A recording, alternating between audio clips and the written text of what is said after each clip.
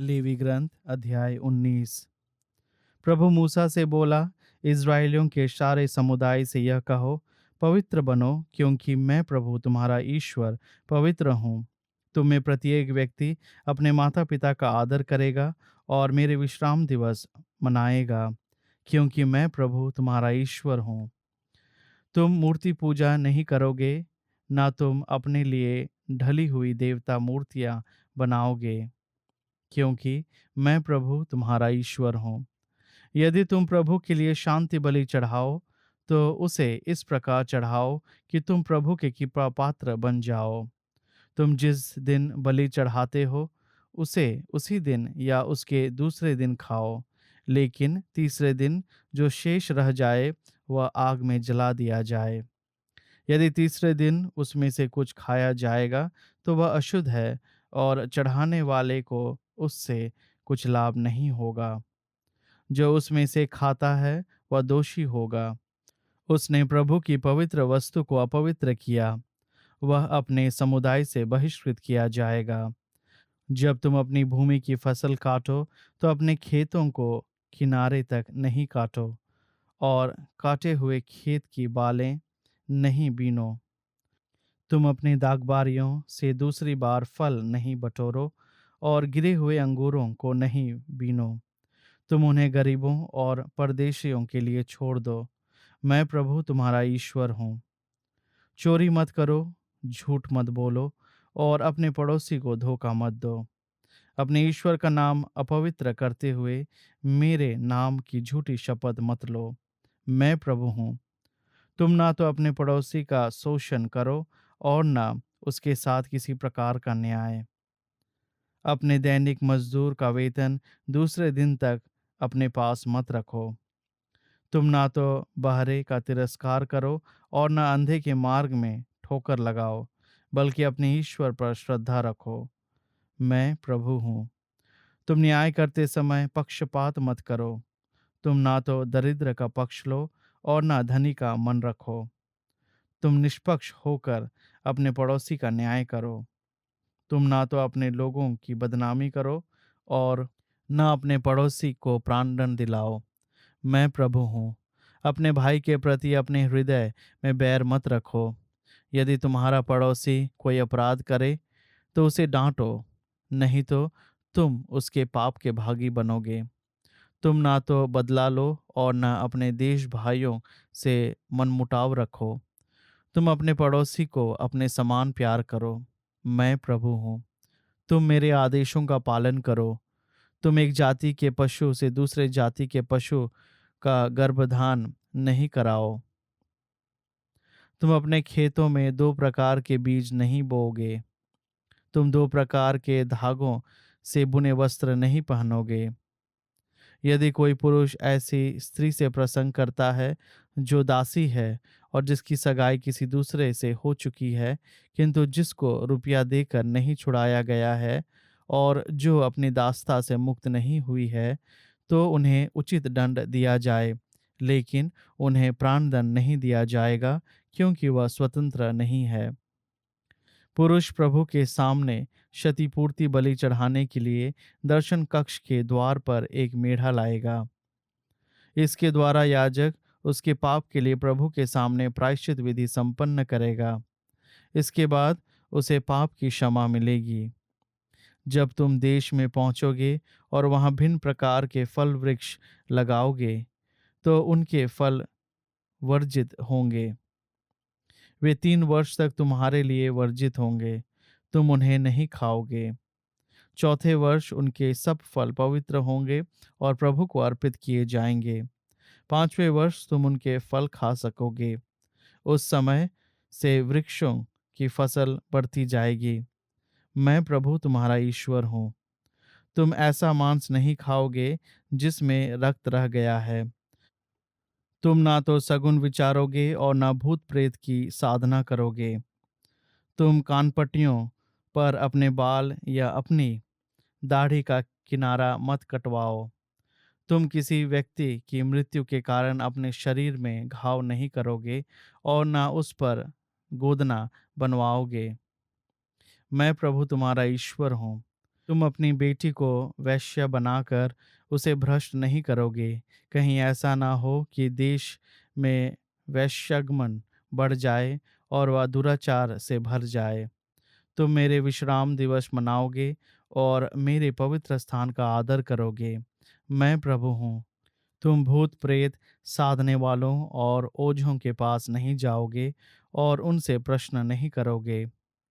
उससे तुम दूषित हो जाओगे। मैं प्रभु तुम्हारा ईश्वर हूँ। तुम बूढ़ों के सामने खड़े हो जाओगे और उनका सम्मान करोगे। तुम अपने ईश्वर पर श्रद्धा रखोगे। मैं प्रभु हूँ। यदि तुम्हारे देश में तुम्हारे साथ कोई प्रवासी रहता हो, तो उसके प्रति अन्याय नहीं करोगे। यदि कोई विदेशी तुम्हारे साथ प्रवासी के रूप में रहता हो, तो उसे अपनी जाति वाले के समान समझोगे। उससे अपने ही समान प्रेम करोगे, क्योंकि तुम भी मिस्र देश में प्रवासी के रूप में रह चुके हो। मैं प्रभु तुम्हारा ईश्वर हूँ। तुम न्याय करते समय पक्षपात नहीं करोगे और नापतोल आदि में कपट नहीं करोगे। तुम्हारा तराजू सच्चा हो, गेहूं और तेल के लिए तुम्हारे बाँट और नाप सही हो। मैं प्रभु तुम्हारा ईश्वर हूँ, जो तुम लोगों को मिस्र से निकाल लाया। तुम मेरे सब आदेशों और विधियों का पालन करोगे और उनके अनुसार आचरण करोगे। मैं प्रभु हूँ। अध्याय 20। प्रभु ने मूसा से कहा, इज़राइलियों से यह कहो, यदि इज़राइलियों में से या इज़राइल में रहने वाले प्रवासियों में से कोई अपने संतान मोलेक देवता को चढ़ाएगा, तो उसे प्राणदंड दिया जाएगा। देशवासी उसे पत्थरों से मार डालेंगे। मैं उस पर अप्रसन्न हो जाऊंगा और उसका समुदाय से बहिष्कार करूंगा, क्योंकि उसने मोलेक देवता को अपनी संतान चढ़ाकर मेरे पवित्र स्थान को दूषित किया और मेरा पवित्र नाम अपवित्र किया। यदि देश के निवासी उस बात पर ध्यान नहीं देंगे कि उस व्यक्ति ने अपने संतान मोलेक को चढ़ाई है और उसे प्राणदंड नहीं देंगे, तो मैं उस पर और उसके परिवार पर अप्रसन्न हो जाऊंगा और उनके समुदाय से बहिष्कार करूंगा।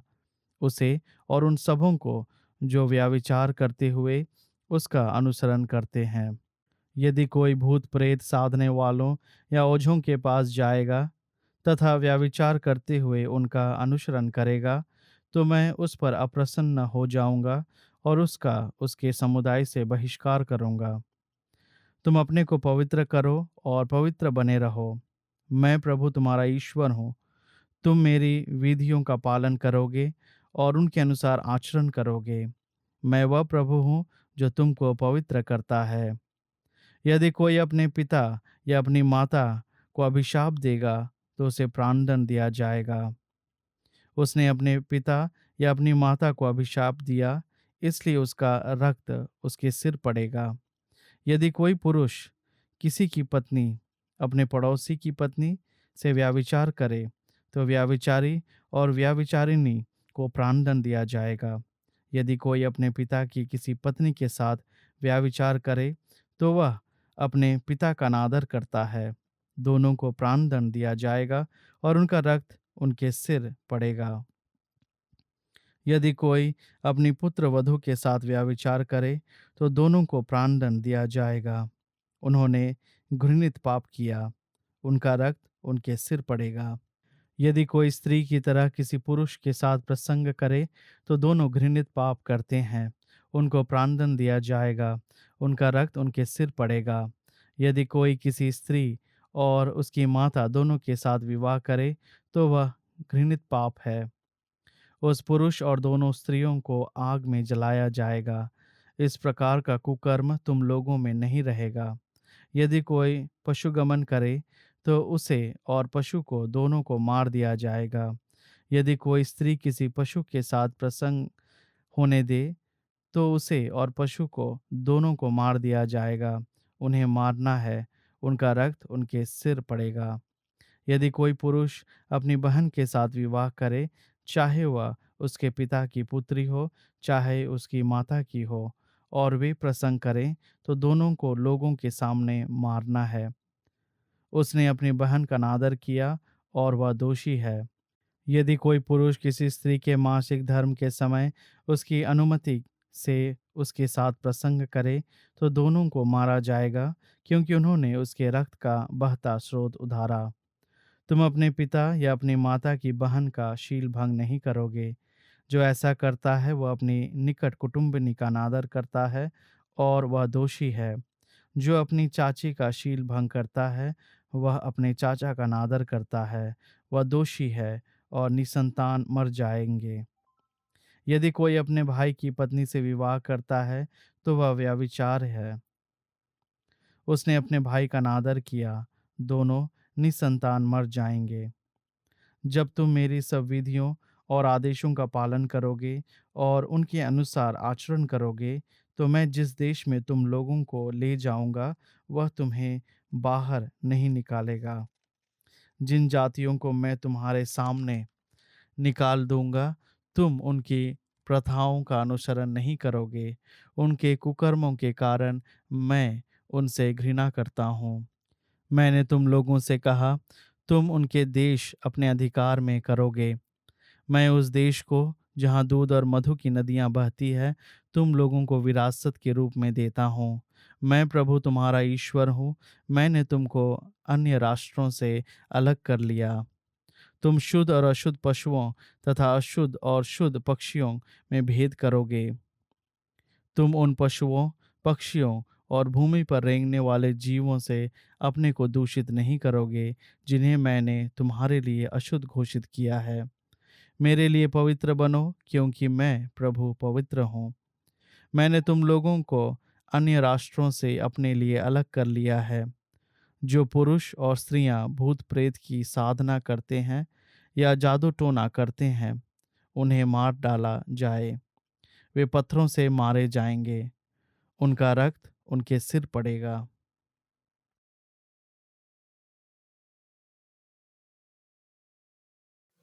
स्तोत्र ग्रंथ अध्याय 65। ईश्वर, सियोन में तेरा स्तुति गान करना हमारे लिए उचित है। हम तेरे लिए अपनी मन्नतें पूरी करते हैं। सब मनुष्य तेरे पास आते हैं, क्योंकि तू प्रार्थनाएं सुनता है। हमारा अधर्म हम पर हावी हो गया, किंतु तू हमारा पाप क्षमा करता है।